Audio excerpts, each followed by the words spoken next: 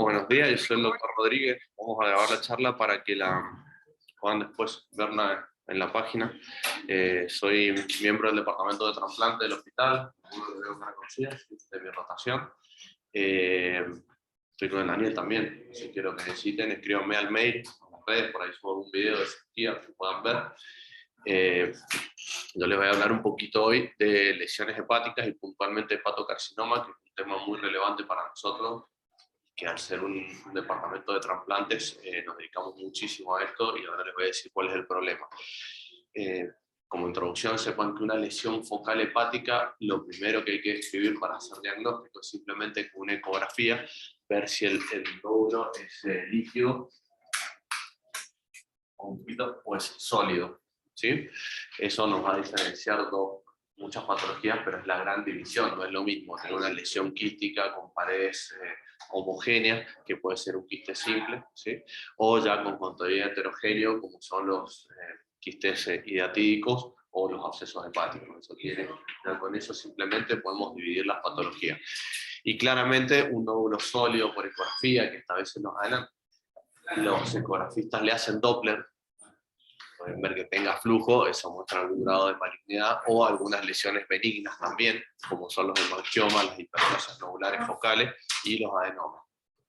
Hay mucho para hablar de cada uno, simplemente voy a decir cuál es la indicación quirúrgica del hemangioma. No hay unos centímetros que uno pueda decir a partir de 10 centímetros es operable.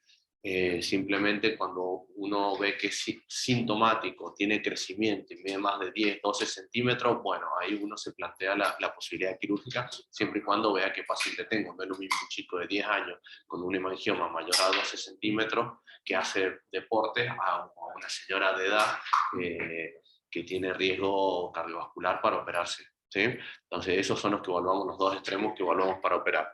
Sepan que la hiperplasia nodular focal es una lesión completamente benigna, es una alteración de la arquitectura de los hepatocitos, no tiene comportamiento premaligno en lo más mínimo, ni riesgo de sangrado. ¿Cuándo se opera? Cuando hay dudas diagnósticas, ¿sí?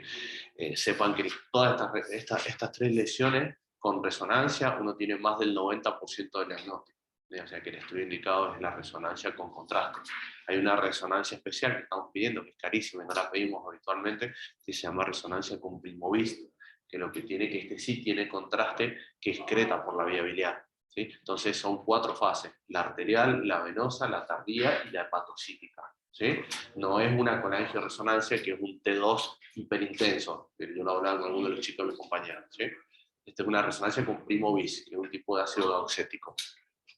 Pero si no podemos llegar al diagnóstico de la hiperplasia nodular focal, bueno, ahí sí hay que hacer una biopsia o resecarlo de acuerdo a qué tipo de cirugía quiero hacer. Y sí, claro, los adenomas tienen comportamiento premaligno, es bajo, es alrededor del 2%, y desangrado. Son los dos riesgos que tiene el adenoma y por eso son quirúrgicos. En hombres se operan todos, porque es mayor el riesgo de malignizar, pero en mujeres uno estima que a partir de los 6 centímetros ya es quirúrgico.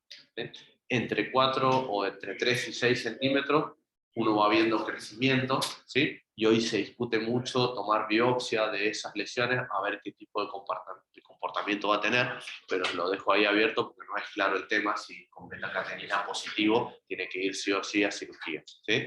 Pero si yo tengo adenomas menores a 3 centímetros, los controlo, les digo que no tome más anticonceptivo y voy viendo el crecimiento. Pero en hombres entonces sí se opera. En hombres cualquier tamaño se opera, ¿sí? Y otro apartado importante es que los adenomas pueden ser múltiples. Ahora tenemos una chica de 40 años con lupus, o sea, que tiene un riesgo renal, un riesgo cardiovascular aumentado, y tiene adenomas múltiples, y tiene uno de 5 centímetros y tiene múltiples de 3 centímetros. Entonces, bueno, ahí hay que ir viendo, la biopsiamos al de 5 centímetros y debo beta-catenina negativo, pero bueno, si vemos que hay algo de crecimiento en los otros de 3 centímetros, hay que plantearse una cirugía completa, y hay casos en la literatura de trasplante por esto, ¿sí? No acá en Argentina, pero sí en el mundo. ¿Está claro las lesiones benignas? Sepan que el tumor maligno más frecuente hepático son las metástasis. No voy a hablar, pero tenganlo siempre en cuenta en la cabeza. Eso tiene una mecánica de estudio que pueden ver en la guía de la NSCN o en la guía de la ESMO, que es la europea. cómo se estudia metástasis hepática de primario desconocido. Sí, lo único de la observación que les quiero dejar es que veo mucho en el ambiente médico que les pedimos de entrada todos los estudios. Endoscopía, alta, baja, PET. Entonces, hay que ver el paciente. No es lo mismo pedirle un montón de pacientes, un montón de estudios a pacientes de 70 años, ¿sí? Que los voy a recontra invadir, cuando por ahí le hacemos una laparoscopía, tomamos biopsia de eso y lo mandamos a inmunohistoquímica y tenemos más o menos la estirpe con la que podemos arrancar una quimioterapia, si es para adenoma o si es para escamoso, ¿sí? Entonces, mucho cuidado con la mecánica diagnóstica de un primario desconocido con metástasis hepática. Por supuesto es variable, bueno, colon, estómago, páncreas, mama, si es izquierdo, si es derecho, las características imaginológicas.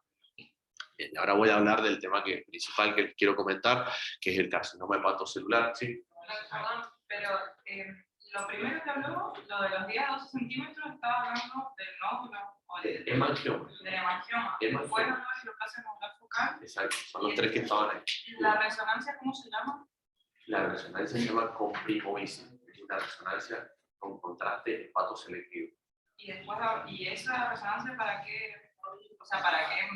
Te ayuda a diferenciar entre las tres lesiones, ¿sí?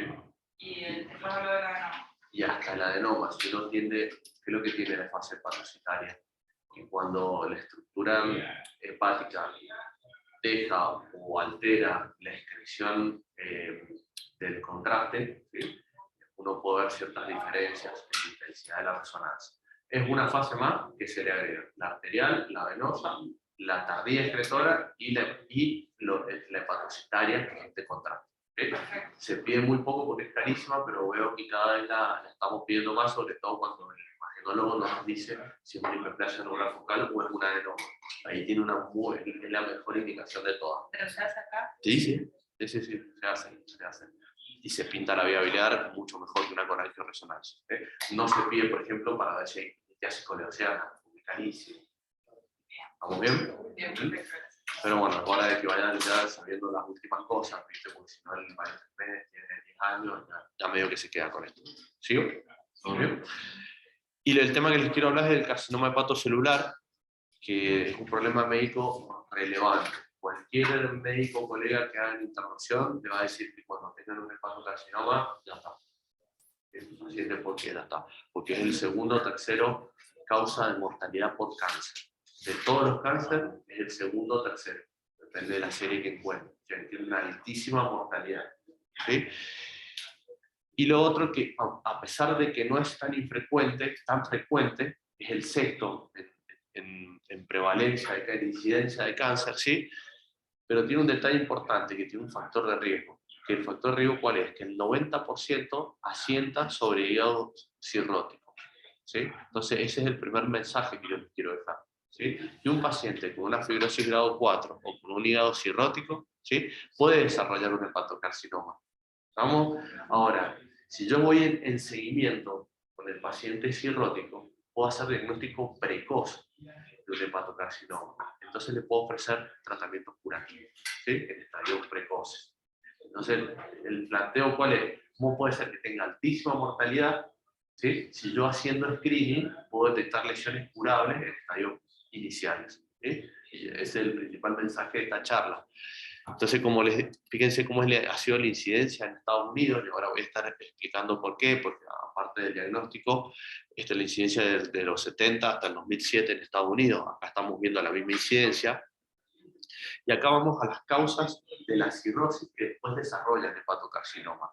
Históricamente eran los virus de hepatitis C o hepatitis B que me llevaban al paciente a cirrosis, pero en los años 2000 se empezaron a utilizar medicamentos que son los antivirales de acción directa y las vacunas preventivas. Esto hizo que al disminuir el grado de cirrosis haya menos incidencia de hepatocarcinoma. Pero sí les quiero dejar el mensaje de una patología prevalente que todos los años aumenta la incidencia dentro del síndrome metabólico, que es el hígado graso no alcohólico, ¿sí? Entonces, por un lado, ha disminuido la incidencia de hepatocarcinoma en pacientes cirróticos con hepatitis virales, pero está aumentando exponencialmente la incidencia de hepatocarcinomas en hígado cirrótico por hígado graso no alcohólico. Esto es una serie de Argentina, el doctor Piñeiro del Austral. Fíjense cómo ha ido aumentando la incidencia hasta el 2015 y sigue, ¿sí? Retomo un poquito lo que venía diciendo. Acá en los consultorios de patología hacemos screening permanente de hepatocarcinoma, ¿sí? Este es el segundo mensaje más importante que les quiero dar.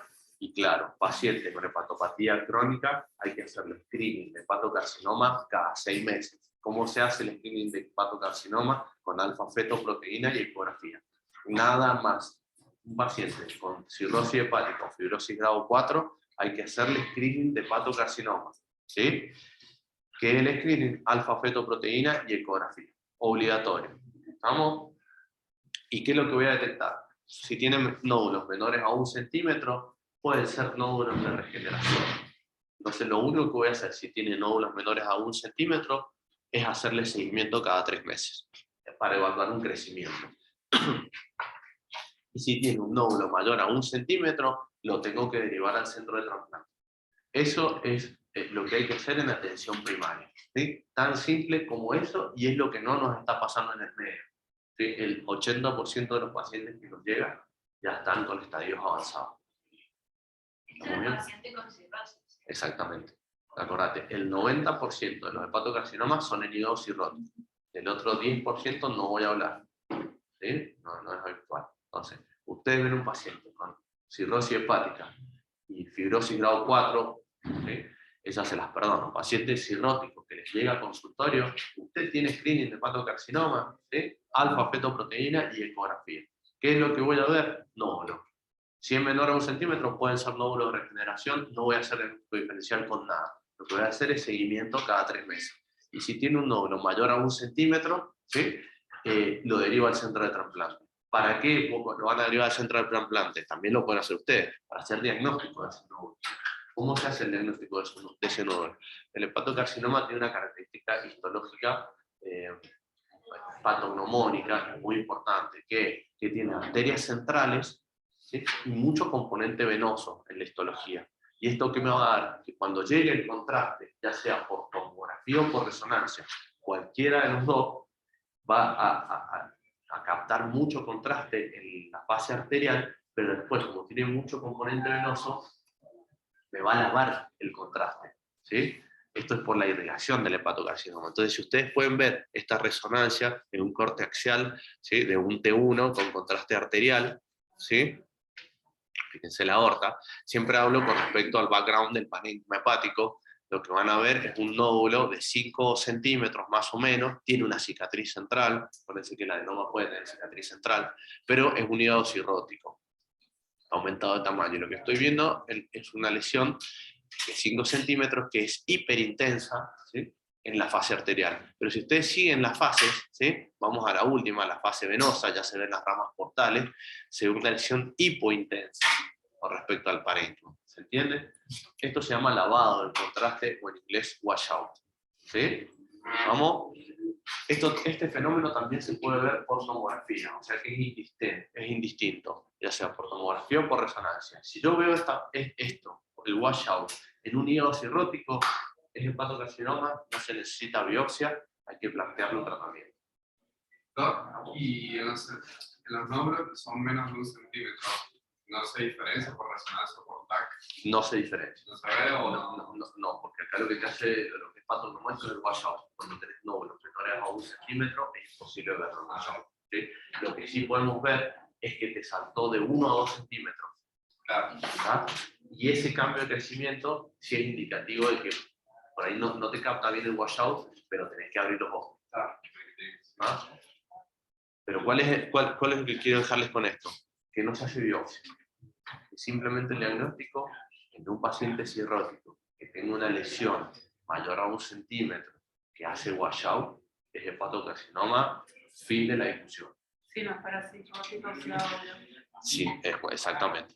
No voy a hablar del 10%, pero sí, cortito, ya que me preguntaste. El 10% ese que asienta sobre hígados sanos, ¿sí? El tratamiento es quirúrgico, ¿sí? Y se biopsia porque no es característico el washout, ¿sí? Pero no lo escriban porque no quería hablar del 10%, pero sepanlo, ¿sí? De hecho, si vos tenés esta lesión, lo primero que tenés que sospechar es una metástasis. una lesión que no te gusta cómo realza en un hígado sano, es infrecuente el hepatocarcinoma en hígado sano. Estamos hablando del hepatocarcinoma en ese 90%. ¿Sí? Como les digo, el diagnóstico es con imagenológico, ¿sí? Más del 85%. En esta lesión, por ejemplo, si yo por resonancia no veo un claro washout, le tengo que hacer una tomografía. Y viceversa. Si yo le hice primero una tomografía y no capta bien el washout, le hago la resonancia. Si las dos lesiones, ¿sí?, no me captan washout, ahí es indicativo de biopsia, ¿sí?, que es menos del 5% de los casos. ¿Estamos bien? Entonces, no vamos a las excepciones, pero para que sepan, ¿cómo se hace el diagnóstico del hepatocarcinoma? En un hígado cirrótico, lesiones mayores a 1 centímetro, con washout. ¿Sí? Ya sea por resonancia o por tomografía. Claro, sí. Perdón. Dijo que la etiología más frecuente del hígado cirrótico que me va a dar hepatocarcinoma es por el hígado graso, pero también, o sea, no alcohólico. ¿Puede ser por la cirrosis por un hígado alcohólico? Totalmente, o sea, totalmente. Siempre en hígado cirrótico. A todos los pacientes con hígado cirrótico le hacemos screening. Pero cuando vos tenés una alteración estructural hepática, tenés el riesgo de desarrollar hepatocarcinoma. Por ejemplo, una cirrosis biliar primaria, ¿sí?, o ciertas colangiopatías crónicas. ¿Vamos? Lesiones de vía biliar que se planifican una cirrosis biliar secundaria, ¿sí?, una colangitis esclerosante primaria. Cualquier alteración estructural en el hígado te puede dar un hepatocarcinoma. ¿Sí? ¿Sigo? ¿Qué se hace con todos los cánceres que se diagnostican? ¿Cuál es el paso a seguir en oncología? Perfecto. Eso es clave, chicos, ¿eh? Es clave. De hecho, hay varias calificaciones, como pueden ver en el hepatocarcinoma. Hay 7, europea, asiática. Claramente, la que ha demostrado superioridad es la del BCLC, que es Barcelona Clinic Liver Cancer, que es el hospital de Barcelona donde nos formamos con Ariel. Entonces, por eso es que nosotros hablamos mucho de hepatocarcinoma. ¿Y por qué se utiliza ya definitivamente el BCLC en todo el mundo? El BCLC consta de 3 pilares, ¿sí? Toma 3 pilares para hacer la estadificación. Uno es la extensión tumoral o la anatomía del tumor, o sea, cuánto mide y cuántos nódulos son, ¿sí?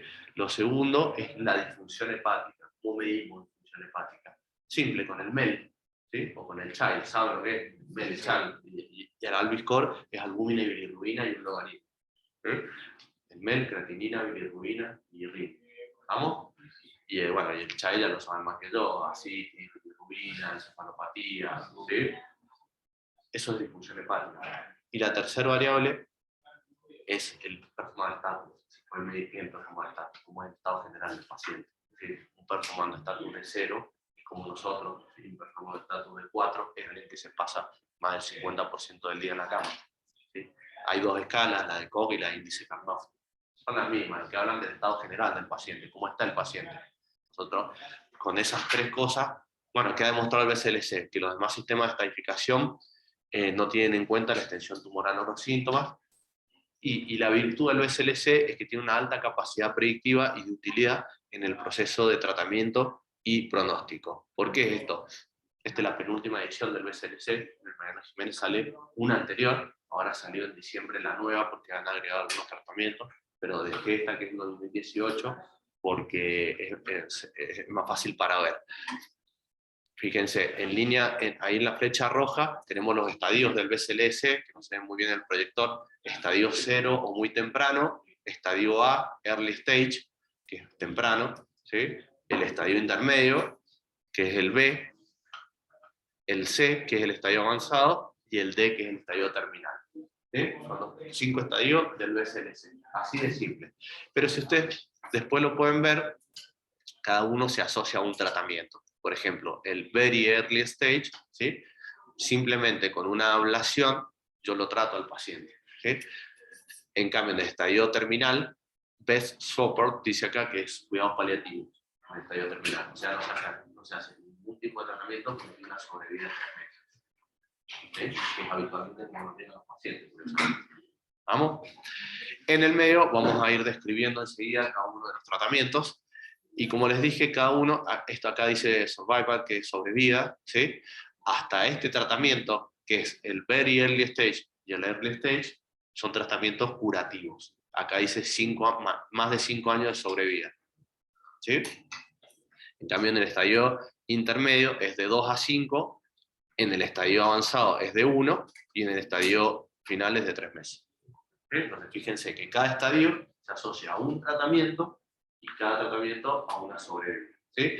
Pero fundamentalmente yo he trazado una línea roja, como les decía, en el very early stage y en el early stage, ¿sí? Que son los estadios precoces al cual nosotros tenemos que apuntar, ¿sí? Que son los que podemos tomar haciendo screening, ¿sí? Y que son estadios curativos. De la línea roja para la izquierda son curativos y de la línea roja para la derecha son paliativos. Algunos me mejoran la sobrevida, ¿sí? Como en el estadio intermedio, y otros me mejoran la sobrevida de 8 a 18 meses. ¿Ah? Son los últimos avances que han habido, pero no tengo tratamientos curativos. Entonces insisto con el screening para poder llegar a los estadios iniciales, ¿sí? Como les dije, estadios iniciales, tratamiento curativo, que son la resección quirúrgica, el trasplante hepático y las técnicas de ablación. Voy a arrancar por el último, que es las técnicas de ablación. ¿Qué son las técnicas de ablación? Y tengo un nódulo de 2 centímetros o menos, yo lo quemo o lo enfrío para quemar, todo es lo mismo, es quemar, ¿sí? En este caso yo les estoy mostrando una aguja de radiofrecuencia. Fíjense en la última foto, es una aguja que por vía percutánea, guiado por ecografía o por tomografía, le llega al paciente que se le ha hecho screening. ¿Cuál es el estadio? Esto se utiliza para el estadio inicial. ¿Cuál es el estadio inicial? Un estadio menor a 2 centímetros, ¿sí? Acuérdense de los 3 pilares. Menor a 2 centímetros, con excelente función hepática y excelente performance de estatus. Ese es el estadio muy temprano, ¿sí? Ese paciente me llega al consultorio, lo paso a quirófano, lo paso a ecografía, le coloco la aguja, lo quemo y lo curé de uno de los tumores más mortales. Así de simple, con algo totalmente ambulatorio, ¿sí? Entonces, fíjense cómo lo quemé, con una aguja que se coloca por vía percutánea. También lo hemos hecho por vía quirúrgica. Esta foto la dejé para que vean cómo se introduce en el hígado, pero no la hacemos habitualmente, es por percutáneo. Y lo que me hace es quemarlo al tumor. Emite una energía, calor y lo quema. Hay 5 técnicas de esto. Esta es la más fácil. Hace muchos años se usaba y que tiene la misma rentabilidad. Es hacerle alcoholización a las lesiones. Se le inyectaba alcohol, se quemaba la lesión y listo, está curado. Pero, ¿qué es lo que tiene esto? Que tienen que ser tumores menores a 2 centímetros, a partir de ahí me disminuye la eficacia y, bueno, tiene muy pocos efectos secundarios. Y lo sigo al paciente y ya está curado. Avanzo un poquito, ese era para estadio muy temprano, que eran esos 3 pilares que yo les dije. Y ahora voy a dividir el estadio temprano en aquellos pacientes que van a ser quirúrgicos y aquellos pacientes que van a ser trasplantables, ¿sí? Todavía seguimos con opciones curativas. ¿De qué va a depender, a rasgos generales, si el paciente lo voy a operar? Que el paciente primero no tiene que tener una cirrosis descompensada. Primer y principal. Porque postoperatorio me va a dar una insuficiencia hepática. Ahora voy a explicar un poquito más. Entonces, ¿qué pacientes van a cirugía? Los pacientes con una cirrosis compensada, ¿sí? O sea, de los 3 pilares, ¿sí? El child y el medio, bajo, ¿sí? ¿Qué es una cirrosis compensada? Se hace una evaluación cuidadosa de la función hepática, con child, con MEL o con ALBI, y en sí lo que no tengo que tener es bilirrubina alta o hipertensión portal clínicamente significativa. Esto es ascitis o AIS. ¿Sí? Si yo tengo bilirrubina alta e hipertensión portal, el paciente no va a ser. Tiene una altísima chance de mortalidad postoperatoria. ¿Vamos?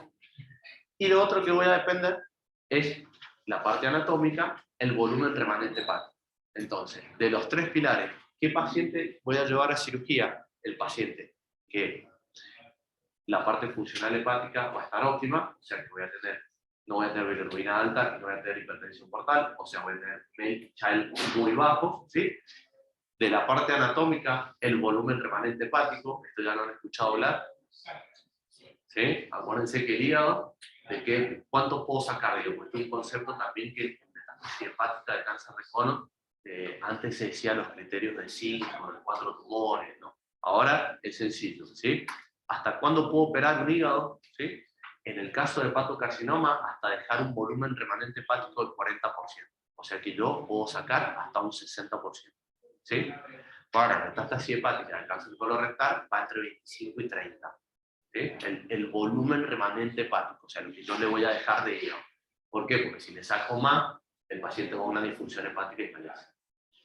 ¿Estamos bien? Perdón, ¿Sí? hepatocarcinoma puedo dejar un 40, pero en metástasis... Tengo que dejar hasta sí, un 40. En metástasis, entre un 30% está bien. Acuérdate que eso... En metástasis en general está sano el hígado. Exacto, en general, pero a ese paciente seguro le han hecho quimioterapia. Bien. ¿Sí? Y eso te lesiona el hígado. No te llega a ser un hígado cirrótico como hepatocarcinoma, pero sí un hígado afectado por la quimioterapia. Ahora al final es normal que muestre un video de un hígado con una restricción hepática, cómo está el hígado. ¿Sí? Es más, la esteatosis hepática con quimioterapia. Entonces, volviendo al estadio precoz, no el muy precoz como es la ablación, sino al estadio precoz para las opciones de cirugía o las opciones de trasplante. ¿Qué paciente voy a cirugía? El paciente que tiene una cirrosis totalmente compensada, que no tiene bilirrubina alta, que no tiene hipertensión portal, que yo le puedo dejar un volumen remanente hepático de hasta un 40%, ¿sí? Y que tiene un buen performance estable. No voy a llevar al paciente en hepatectomía que no se puede levantar de la cama. ¿Sí? Volviendo a los 3 pilares del hepatocarcinoma. ¿Está claro esto? ¿Sí? Con respecto al volumen remanente hepático, hay muchísimas técnicas para hacerlo crecer al hígado que yo le dejo. ¿Sí? No voy a explayarme mucho, pero hay 4 o 5 técnicas. Por ejemplo, hacerle una embolización portal preoperatoria. O sea, si yo voy a hacer una hepatectomía izquierda y voy a dejar poco hígado derecho, lo que hago antes de la cirugía, una de las opciones, es por hemodinamia, embolizarle la porta izquierda. ¿Para qué? Para que me crezca el derecho. ¿Sí? Y ahí subir el porcentaje de volumen remanente hepático y operar.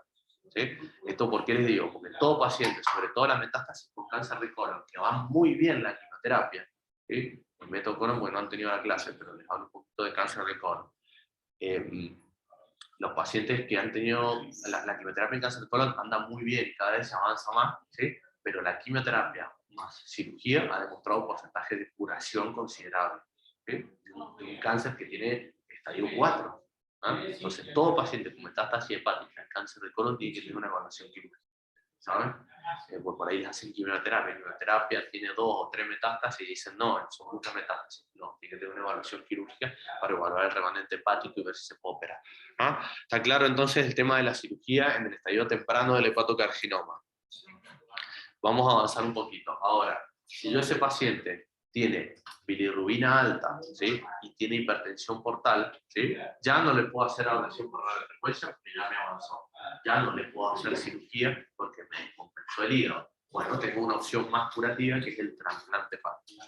Primero que nada, trasplante hepático en una patología oncológica. Es lo primero que les tiene que llamar la atención. Vos si vas a trasplantar a alguien, le vas a hacer una inmunosupresión post-trasplante. Y eso te puede afectar la inmunosupresión, la recaída tumoral. ¿Sí? Bueno, no ha pasado eso. ¿Sí? El trasplante hepático de las patologías oncológicas, de las patologías trasplantables, el hepatocarcinoma ha demostrado porcentajes altos de curación. ¿Sí? Y sobre todo porque le curó las 2 cosas, la cirrosis, ¿sí? Y el hepatocarcinoma. Entonces, ¿qué paciente llevó a trasplante? El paciente que está cirrótico, que está descompensado, ¿sí? Que yo lo tengo en lista de trasplante, pero tengo una salvedad anatómica. ¿Sí? ¿Cuál es la salvedad anatómica? Que tiene que estar dentro de criterios de Milán. ¿Qué son los criterios de Milán? Los criterios de Milán son que tengo que tener un nódulo menor a 5 centímetros o 3 nódulos menores de 3. Eso se llama criterios de Milán. Entonces, ¿qué paciente llevo a trasplante? El paciente que tiene una cirrosis, si está muy descompensada la cirrosis, o sea, un child C, ya no va acá, claramente, pues no puedo llevar un trasplante a un paciente que no se puede levantar de la cama y está siendo sangrado por varices esofágicas. El paciente tiene que estar adecuado para trasplante, pero cirrótico, con descompensación, o sea, que tenga antecedentes de bilirrubina alta y hipertensión portal. La parte anatómica es que tiene que estar dentro de criterios de Milán.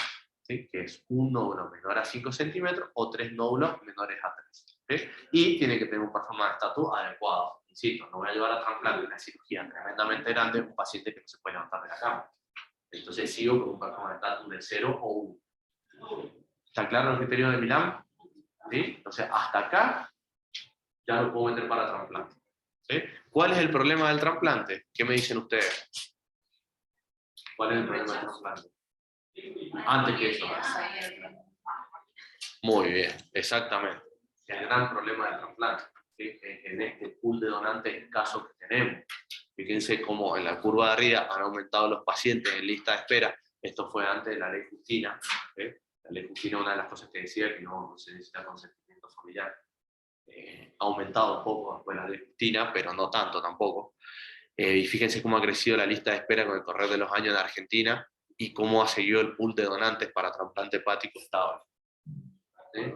Entonces, esto es lo peor que nos puede pasar a nosotros como centro de alta complejidad, que es, y usted le hizo el screening al paciente, vino con un estadio precoz, ya con una cirrosis para trasplante, lo meto en lista de trasplante, le hago todo el preoperatorio, está óptimo para trasplantarse, lo voy a curar si lo trasplanto, pero se pasa un año en lista de espera, crecen los tumores y no tiene indicación de trasplante. Entonces eso también es una falla importante en el sistema de salud, tipo de donantes, ¿sí? ¿Está claro eso? Entonces, como les digo, es la disponibilidad de órganos y el pool de donantes, que es lo que nos falla en esto, ¿sí? Bueno, y claramente si ya a partir de este estadio me salen criterios de Milán, o sea, no lo puedo lesionar porque es mayor a 2 centímetros, no lo puedo operar porque ya tiene una descompensación hepática, y no lo puedo trasplantar porque ya salió de criterios de Milán. Me van siguiendo el camino, ya ese paciente no tiene opción curativa, ¿sí? Entonces ya me pasa un estadio intermedio de SLC y te baja la sobrevida, ¿sí? Vamos a hablar un poquito de estadios avanzados para que sepan nomás cuando uno habla de la terminología, ¿sí? No, si me queda una duda, por ejemplo, si hay un paciente que tiene un tumor que es menor de 2 centímetros, o sea, que está para ablación, sí. Pero si tiene metástasis o tiene cambios linfáticos positivos, ya no es estadio precoz. Ya no es estadio precoz. Eso ya es estadio avanzado. O sea, ya es aparte de este tratamiento. ¿Sí? Ahora lo vemos. Pero si tiene metástasis pulmonares, ya ni siquiera es este estadio intermedio que voy a hablar. Ahora voy a hablar de estadio intermedio, que el tratamiento de elección es la quimioembolización, que voy a mostrar, y el estadio avanzado es la quimioterapia sistémica. ¿Sí? Ahora vamos con eso. Entonces, el paciente que ya me salió de criterios de Milán, que no lo puedo trasplantar, no lo puedo operar, pero sigue con buen performance status, ¿sí?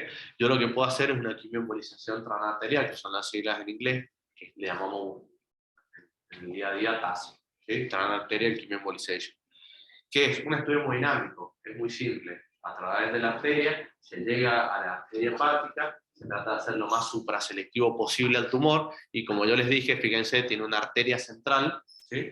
Que lo que hace es, trama arterial, hacerle doxirubicina, que es el quimioterápico, ¿sí?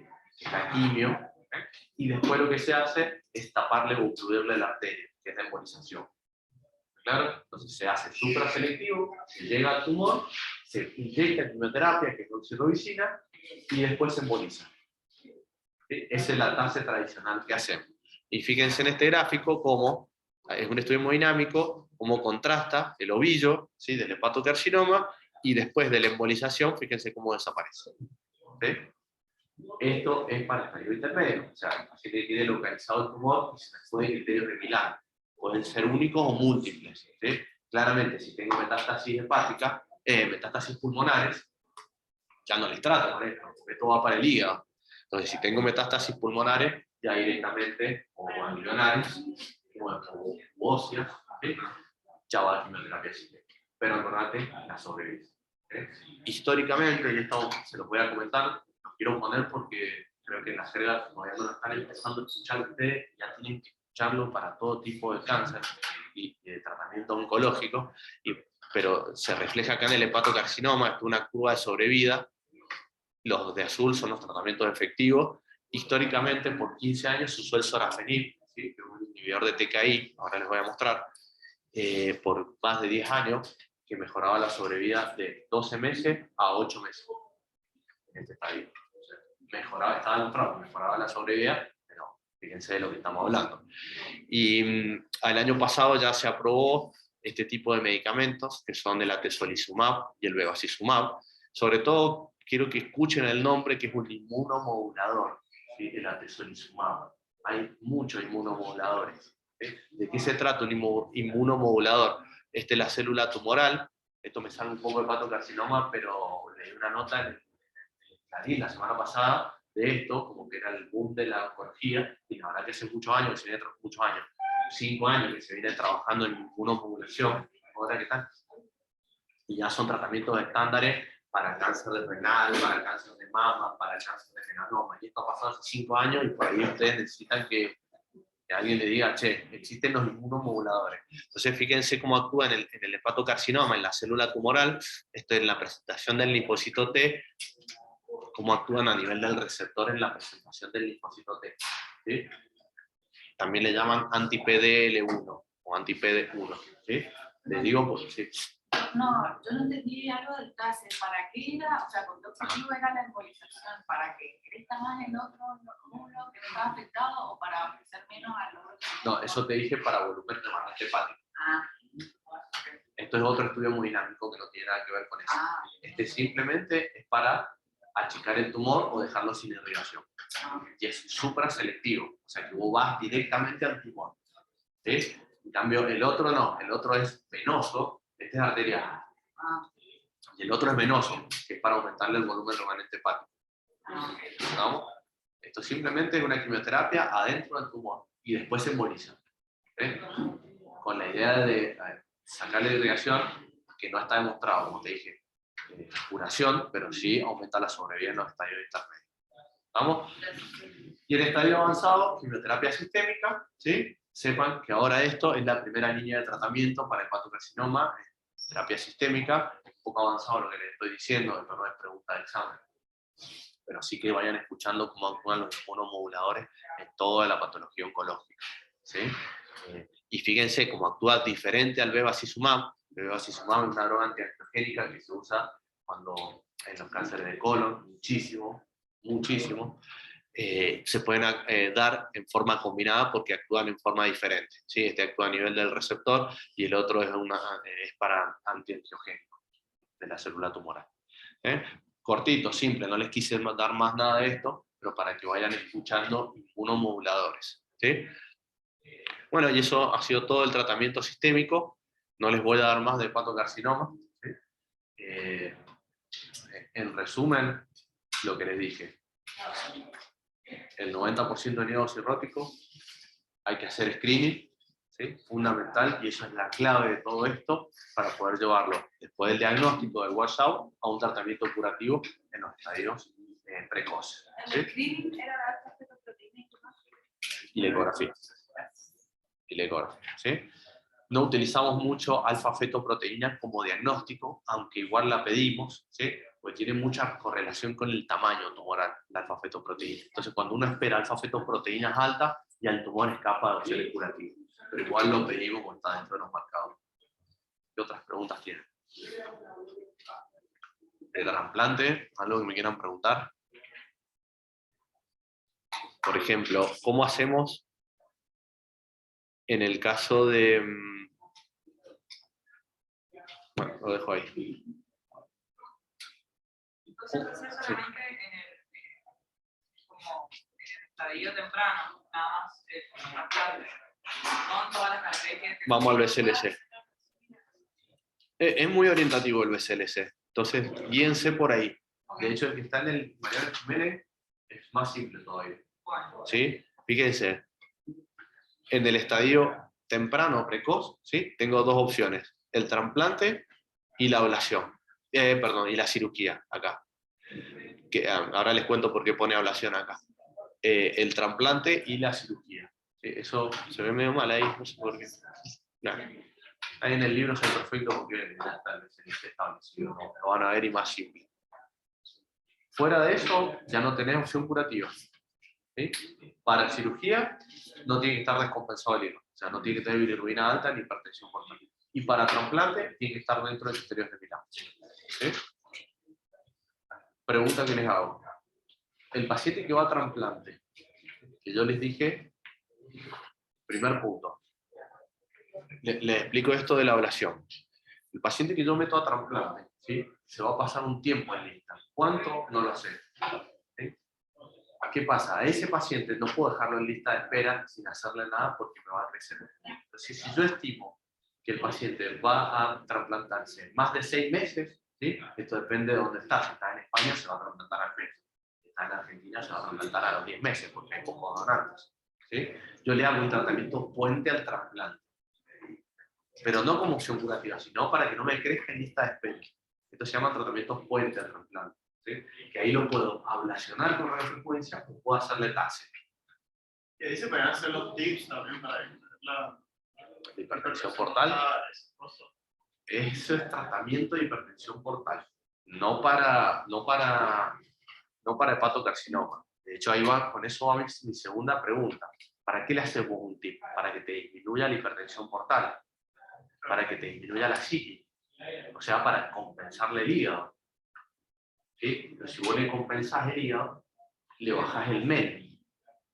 Y si le bajás el MEL, tiene que competir con hígados cirróticos alcohólicos que tienen MEL de 30. O sea, ¿cómo es la distribución de órganos? Yo tengo el donante en Misiones, en Buenos Aires, de los cuales nosotros estamos muy en desacuerdo, porque Mendoza es el hospital central de los principales hospitales del país que dona órganos.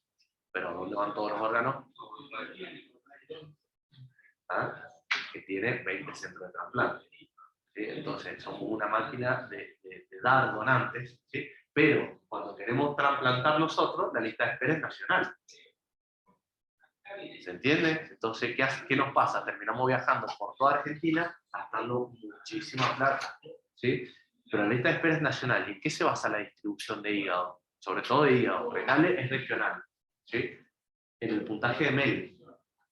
Entonces, pacientes con MEL más alto están primeros en lista de espera. ¿Pero qué te significa el MEL? ¿Por qué se crea el MEL? El MEL no se crea para trasplantes. El MEL del CHAI se crea cuando uno tiene hemorragia digestiva como un puntaje de mortalidad a 3 meses. Eso es MEL. Es un marcador de mortalidad a 3 meses. Entonces, si yo tengo un paciente con MEL de 30, tengo un porcentaje alto de mortalidad a 3 meses, por eso va en lista de espera primero. ¿Se entiende? Lo que es MEL, ¿sí?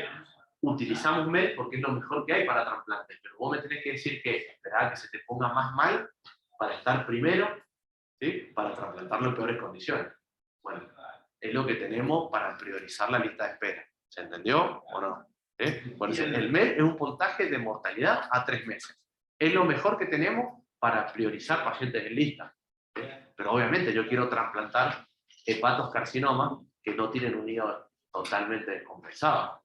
Porque un paciente con un performance tanto excelente que le apareció un nódulo. Ese paciente tiene MEL de 10. Tiene un poquito de bilirrubina. Porque encima lo agarré en estadios tempranos de toda la patología. Pero ese paciente me tiene que competir con un paciente cirrótico alcohólico que viene descompensado hace 4 años y está mal en hepatito. ¿Sí? Ese paciente tiene un MEL de 30. Pero a su vez yo tengo un paciente oncológico que si no lo trasplanto, me va a progresar en lista de espera. Entonces, ¿qué es lo que se hace? Se manda una vía de excepción, una carta a inacción, ¿sí?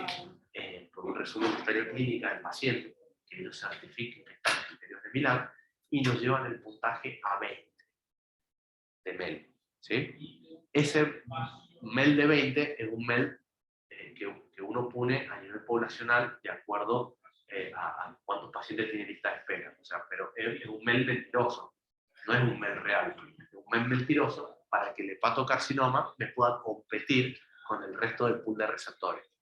¿Se entendió? Eso se llama vía de excepción. Porque si no, nunca va a llegar el hepatocarcinoma en estadios precoces a tener un MEL de 30. ¿Sí? ¿Se la compliqué? ¿Estamos bien? ¿Sí? Por eso la distribución, como les digo, esto varía depende de cada país, cuántos receptores tenéis y cuántos donantes tenéis. En España, como les digo, un hepatocarcinoma se trasplanta a los 20 días. Entonces, pues ahí los puntajes adicionales no son tan grandes. Nosotros tenemos, cuando nosotros nos aceptan la vía de excepción, nos llevan el puntaje a 20 y nos dan un punto más de MEL cada 3 meses que está en lista de espera. ¿Sí? Pero si se tiene en cuenta el MEL más la mortalidad del hepatocarcinoma en sí, no daría como más puntaje al final, que no tenga hepatocarcinoma. Bueno, hoy actualmente estamos discutiendo a nivel nacional que se están trasplantando muchos hepatocarcinomas, ¿sí? Porque se trasplantan con MELes altos, porque vos arrancaste con 20 y lo terminaste trasplantando. Y estás dejando marginado a los otros pacientes. Esta discusión se da en ámbito, viste, estadístico. Le puse MEL fantasioso de 20. Pero ahora estamos trasplantando muchísimos hepatocarcinomas y no nos está llegando la otra patología. Entonces esto se tiene que ir viendo todos los años cómo va. ¿Sí? ¿Qué más? A mí no me quedó muy claro lo del TASE. Bueno, volvemos. TASE, ¿sí? Cuando ya el paciente no lo puedo meter para trasplante, ¿sí? Y no lo puedo operar. Y no lo puedo lesionar, ya metí un estadio intermedio. ¿Cuál es ese estadio intermedio? Es una enfermedad localizada en el hígado, localizada, ¿sí? El paciente tiene un buen performance status. Ese paciente lo que hago es por la arteria, ¿sí? Pasarle, y por la arteria supraselectiva al tumor, ¿sí? Como te mostré en la foto. Mira, fíjate cómo entró por el catéter, por el tronco celíaco, fue a la arteria hepática y contrastó el tumor. Lo mismo que se ve en la tomografía y en la resonancia, cuando uno habla de washout. Y después le doy quimioterapia y lo embolizo. E instantáneamente queda así. Nada más que eso. Pero eso es, era paliativo, Paliativo. para bastante tiempo, no era para unos meses nada. Exactamente. Y una sobrevida de 2 a 5 años. Bien, y después lo mismo, inmunomoduladores ya lo daba. El mensaje es que después de esto, por ejemplo, este paciente que vos ves hizo una metástasis pulmonar, no tiene sentido hacerle TASE, porque no está la enfermedad localizada en el hígado. Entonces ahí lo llevo aquí, a quimioterapia sistémica. Ese es el mensaje. Y ya estaría en un estadio. Y ese ya me avanza. Pasó el intermedio, eso. Claro, ese ya me pasó a el estadio avanzado, que es este. Bueno, lo que pasa es que no se ve bien la letra gráfica. Pero bueno, todo lo te digo, llevo años dando este teórico y siempre se ve bien, debe estar sucio el lente. Y este es el tratamiento en estadio avanzado, que ya es quimioterapia sistémica. Ahí dice quimioterapia sistémica. Que no es a donde no queremos llegar, ¿eh? ¿Sí? Tiene una sobrevida de meses. Puede pasarle que, por ejemplo, tengo un nódulo que es más grande de lo que puedo operar y con la tasa disminuya y vuelva para atrás más salido. Muy bien. Eso se llama downstaging, ¿sí? Que es descenderlo del pulmón, tanto para operar o como para trasplante. ¿Sí? ¿Ah? Bueno, le dicen así, downstaging, que es bajarlo de estadio tumoral. Por ejemplo, un paciente que tiene cirrótico, tiene bilirrubina alta, pero tiene un nódulo de 6 centímetros. ¿Sí? Por 1 centímetro lo dejé fuera de trasplante y de una opción curativa. Está discutido hacerle TASE para que me baje el tamaño a 5 centímetros, me entró a criterios de Milán y ahí lo pongo para trasplante. ¿Sí? Eso no está legislado, está muy discutido en el mundo, muy discutido, ¿sí? Pero sí lo hemos hecho. Sí lo hemos hecho. Porque, a ver, no tiene la misma sobrevida que uno que está en criterios de Milán, pero sí se puede hacer y por 1 centímetro. Imagínate que lo dejaste de opción curativa. ¿Y por qué no se hace radioterapia? No está demostrada la radioterapia que actúe en el hepatocarcinoma. ¿Sí? Ahora hay un tipo, fíjate que en nada de lo que has visto radioterapia. ¿Sí? Sí hay un tipo de quimioterapia, de radioterapia, esto no es para que lo anoten, pero sepan lo que se llama SRBT. ¿Sí? Y una radioterapia que han dado muy bien en tumores de cerebro. ¿Sí? Y acá se está... y ahora te voy a comentar otra cosa. A ver si le encuentro. Te lo muestro si querés, si te gusta la radioterapia. Para.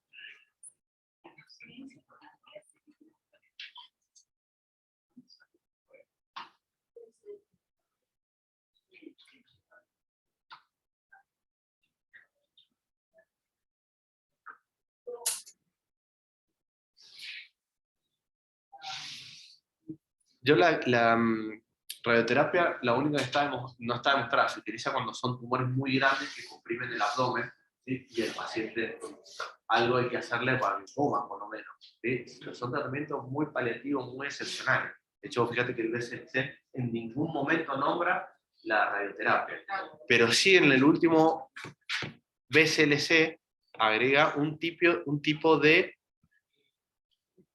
TASE. Yo les comenté de esta TASE, esto no es para que lo noten, pero bueno, esto ya es una charla más avanzada del último BCLC. El de diciembre yo no se los he puesto porque ha salido hace poquito y les va a confundir mucho. Tienen que saber lo que les he dicho, pero la que me preguntaste, también les hablo de algo que se está manejando mucho en el mundo y que todavía en Argentina no se puede hacer, se hace en el italiano de Buenos Aires nomás. Esta es la quimioembolización que yo les mostré, que es la tradicional, ¿sí? Que es pasarle el quimioterápico y después embolizarle. Pero ahora hay nuevas TASE, por ejemplo esta, que se emboliza con micropartículas, ¿sí? Que las partículas son mucho más chiquitas que llevan la quimioterapia, ¿sí? Se llama DEP-TASE, ¿ves? ¿Y esto qué me hace? Que actúe más supraselectivo, entonces me tiene mucho menos efecto sistémico, ¿sí?